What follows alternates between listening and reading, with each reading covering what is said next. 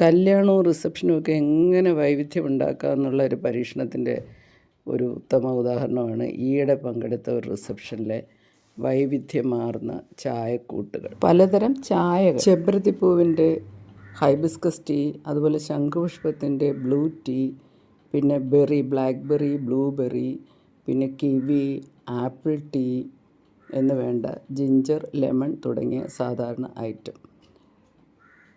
ഒരു രസമുണ്ടായിരുന്നു. അതെങ്ങനെയാണ്, അതൊരു ചെറിയ കണ്ടെയ്നറിൽ ഈ ടീ മിക്സ്ചർ ഇട്ടുക, പിന്നെ വെള്ളം ഒരു ബൊറോസിൽ ഗ്ലാസ്സിൽ ബോയിൽ ചെയ്യും, അത് മിക്സായി ടീ റെഡി. ഓക്കെ.